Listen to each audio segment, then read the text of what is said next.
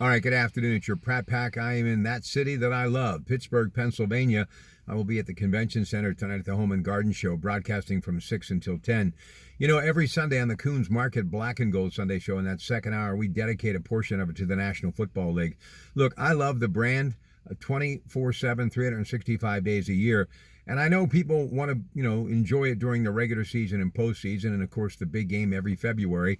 But this is the time of year that I really find it extremely interesting. You, of course, recently had the combines in Indianapolis, and yes, I do watch the NFL Network. I love to see these talented athletes do what they do.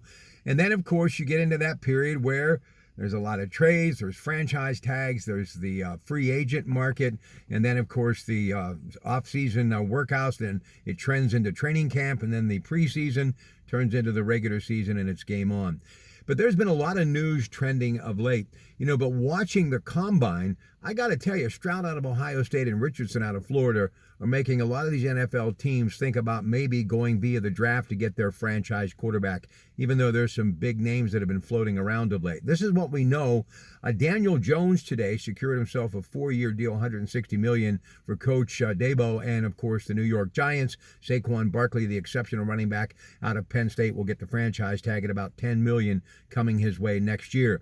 But also in that Jones contract, he's got $35 million possibilities in the way of more dollars coming his way for incentives. So they obviously believe in the young man from Duke, and I do too, and I think that's good for the Giants fans. Now, Derek Carr yesterday inked a 4-year deal, $150 million with the New Orleans Saints, so he is off the table. Lamar Jackson, this is surprising.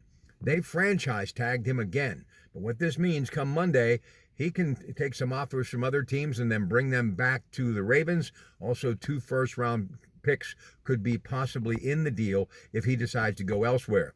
But thinking about my beloved Steelers, as I always do when I enter this great place that is Pittsburgh, I think all of us Pitt fans and Steeler fans should be ecstatic that we've got Kenny Pickett coming back after his rookie year and playing so solid as he did later in the season. I am very comfortable with him moving forward. And as I've said many times in the past, you've got 32 franchises in the league, and over 16, maybe even more than half, would be happy to have Kenny Pickett. I love Kenny Pickett and his future. The upside is absolutely off the charts. I also am going to make a bold prediction. I don't think Lamar Jackson is going to be playing football in Baltimore next year. I think he is going to either go to Atlanta or possibly the Jets, and I've got more on the Jets in just a moment.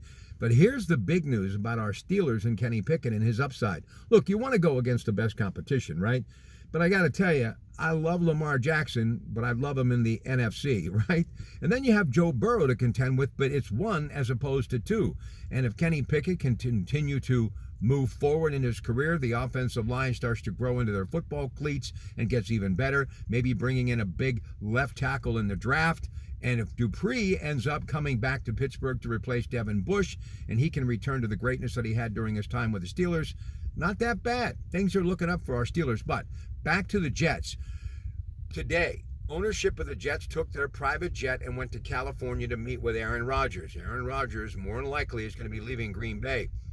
Some people have said possibly the Raiders, but it looks as though the Raiders are now more looking at their next franchise quarterback coming from the draft. So Aaron Rodgers to the Jets, I don't just like it, I love it, because I am a fan of Aaron Rodgers. He's one of the greatest quarterbacks of any generation. Now, I know they took Brett Favre back in the day, but Aaron Rodgers, I think, is just a little bit better at this stage in his career than the great Brett Favre was at that time in his career. And I'm a little selfish when it comes to the Jets. As most of you know, I am the #1 fan of number 12, Broadway Joe Namath from Beaver Falls.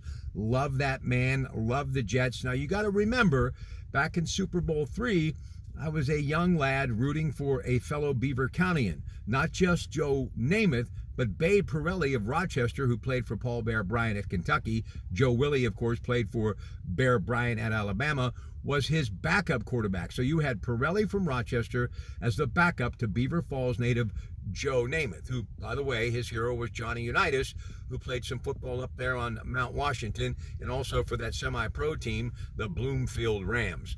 I would love to see Aaron Rodgers go there because I think the Jets are long overdue to get an opportunity to play for the Lombardi Trophy, and it would be great for the NFL. So there's a lot of really cool and interesting things going on right now, and we are just weeks away from the NFL draft. Love it, love it, love it. And don't forget, NFL Network always keeps you abreast of all this stuff. And of course, your Pratte Pack always plugs in via Comcast 7 days a week, 365 days a year.